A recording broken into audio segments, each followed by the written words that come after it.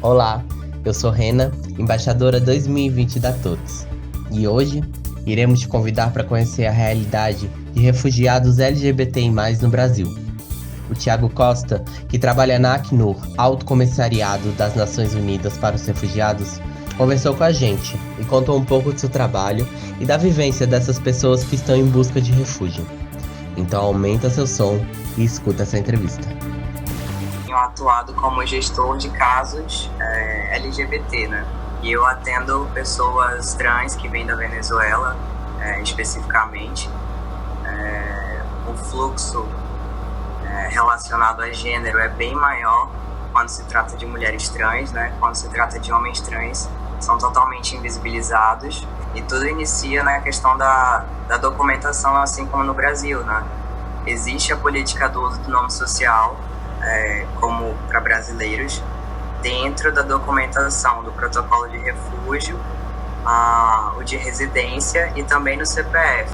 Só que quando vão criar esses gráficos, né, para saber quantas pessoas entraram, as divisões são feitas apenas por gênero. Não tem, pelo menos eu não encontrei até agora, né, disponível na internet, quais percentuais conseguiram refúgio por questão de orientação sexual e identidade de gênero, né, que não está identificada desta forma dentro do CONARE. Ela está identificada como grupo social, que seriam as pessoas LGBT, né, fazem parte do grupo social e assim eles são considerados, mas não tem como identificar quem é trans e quem não é trans, e aí é um outro tipo de apagamento, ao meu ver. Para além disso, as pessoas trans, venezuelanas e estrangeiras, elas só conseguem incluir o nome social, elas não conseguem retificar o nome, como a gente consegue aqui no Brasil.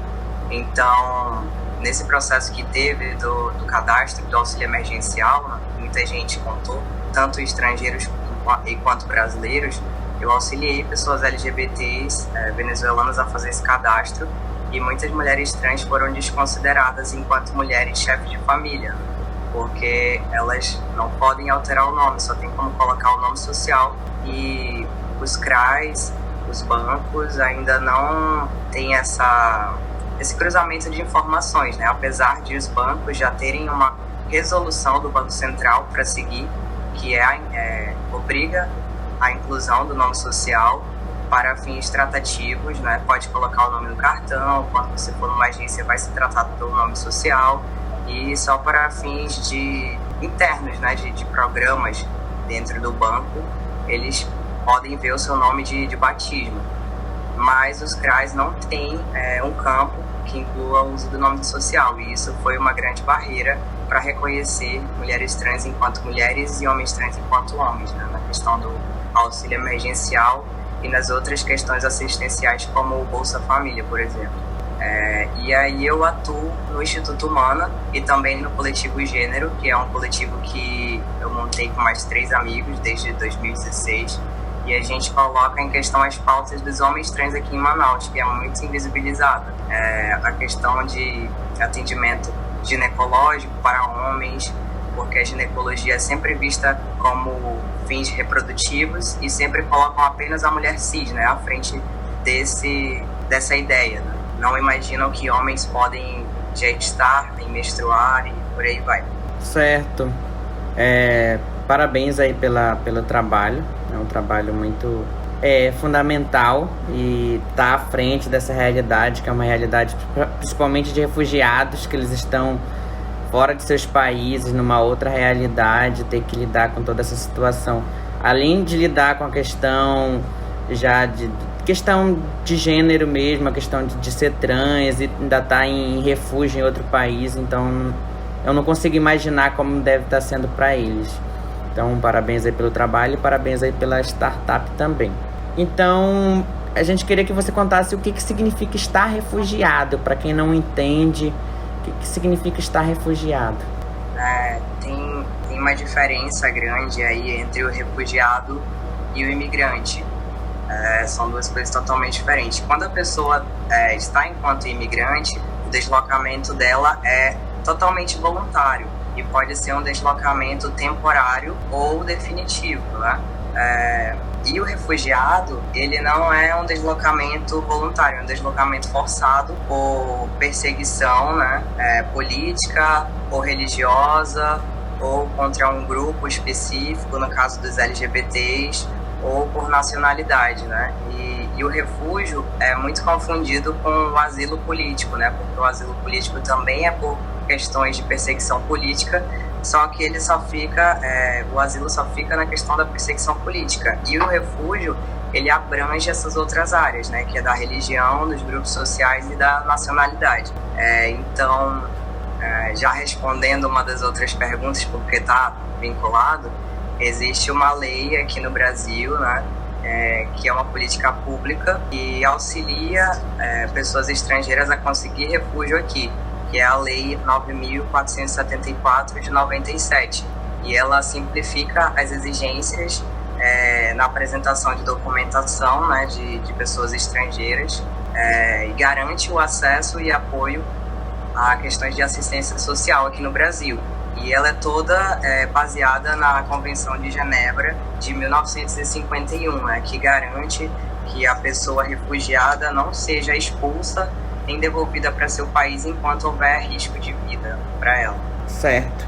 E, assim, nessa questão de refúgio, o que a diferença das pessoas LGBT para uma pessoa não LGBT nessa questão de refúgio?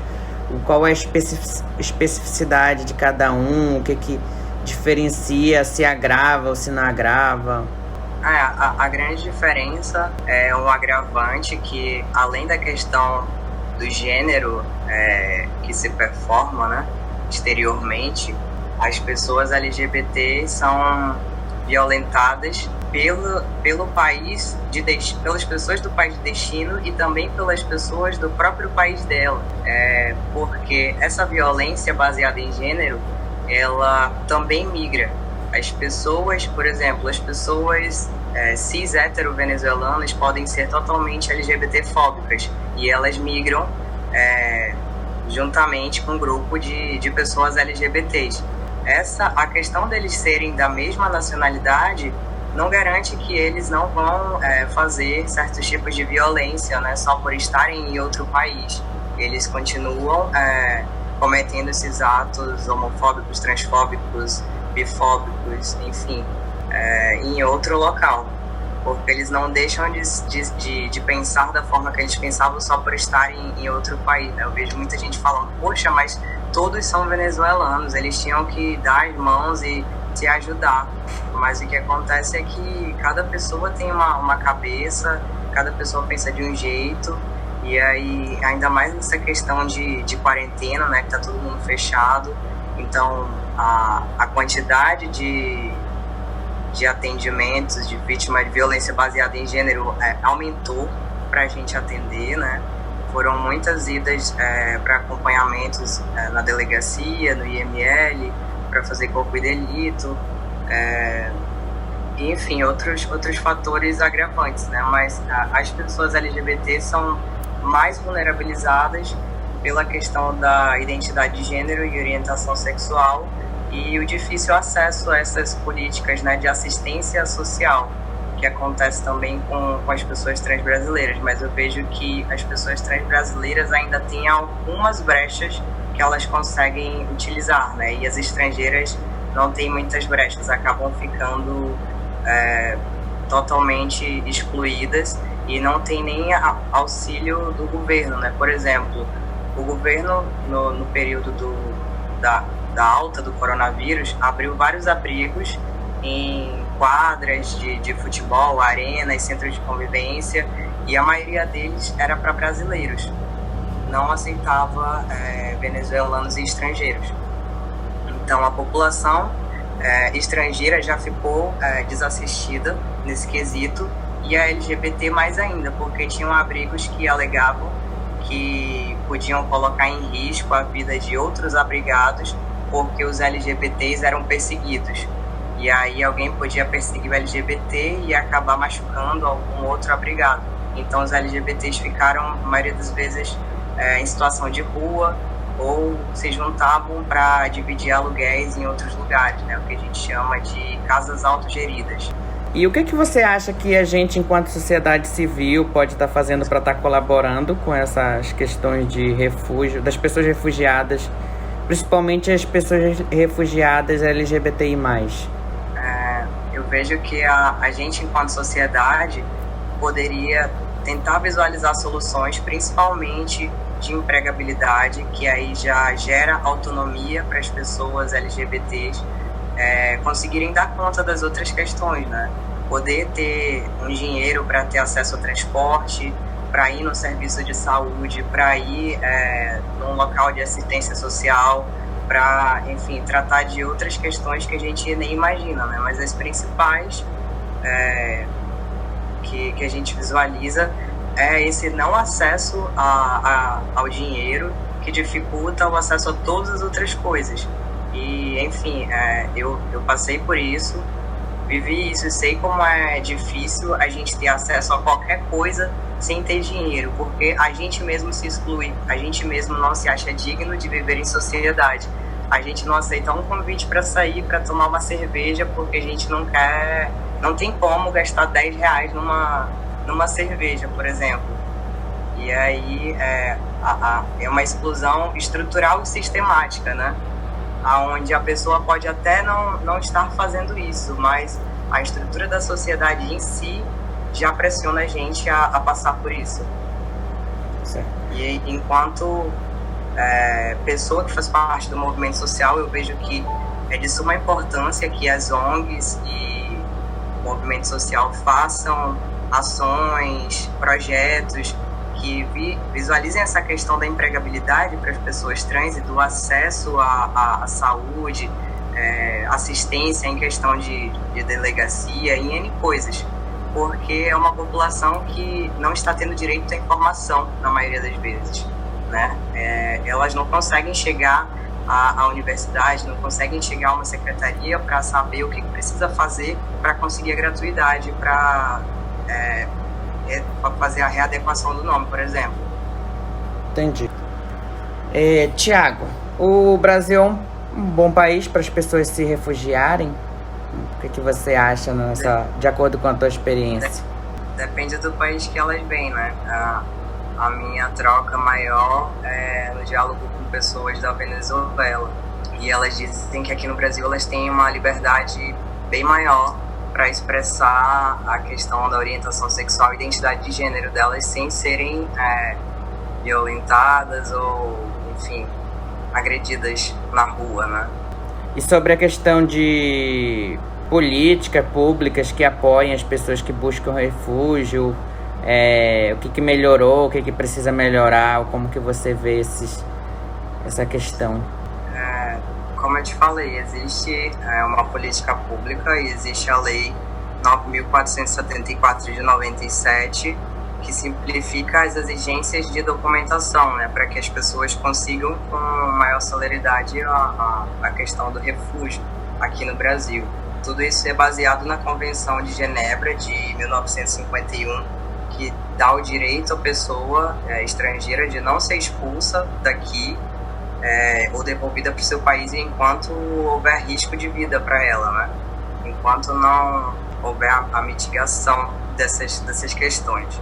Mas eu acho que ainda tem muito a melhorar dessas políticas, não referente a LGBTs, mas especificamente para pessoas trans, porque eu vejo que as pessoas trans são totalmente desassistidas no nosso país, onde a cidadania é dada a conta-gotas, né?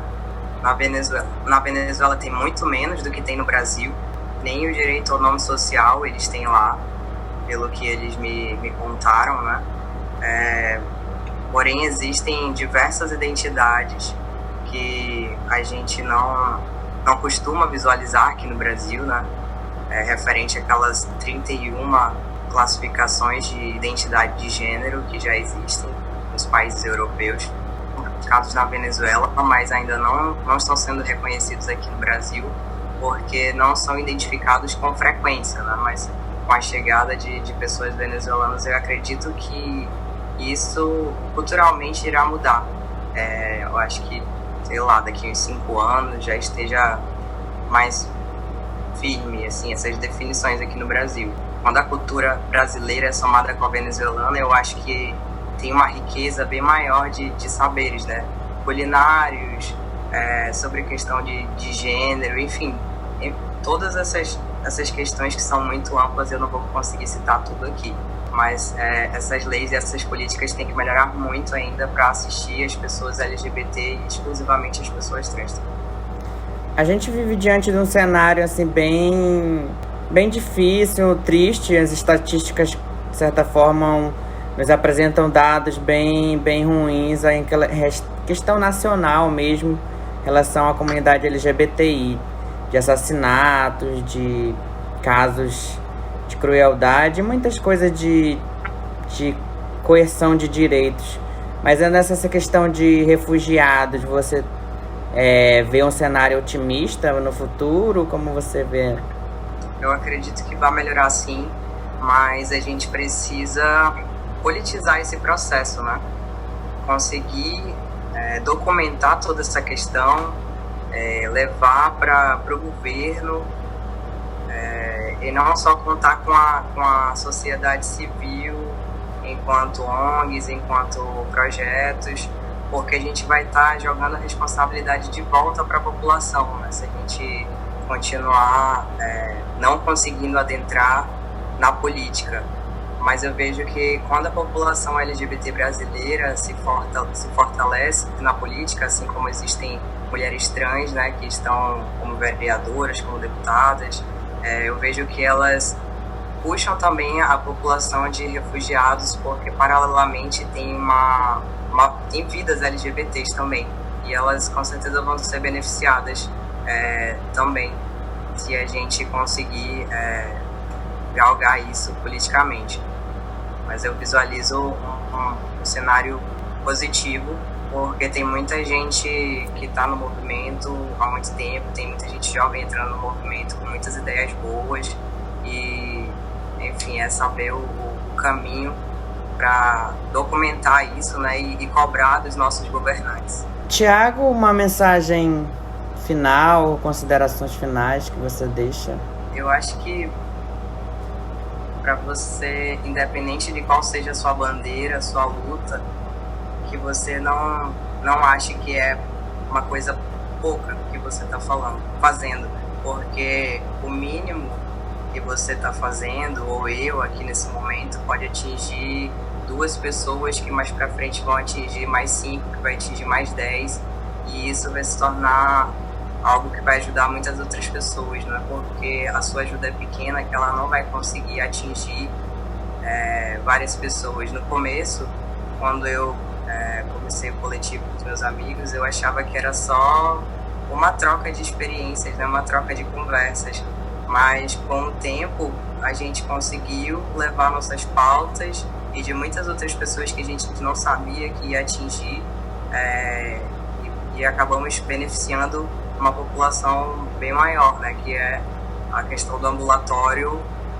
para atender a população trans aqui em Manaus, que não existia quando a gente começou, e a gente batalhou muito para isso, e várias pessoas se juntaram, né, nessa luta, e a gente conseguiu.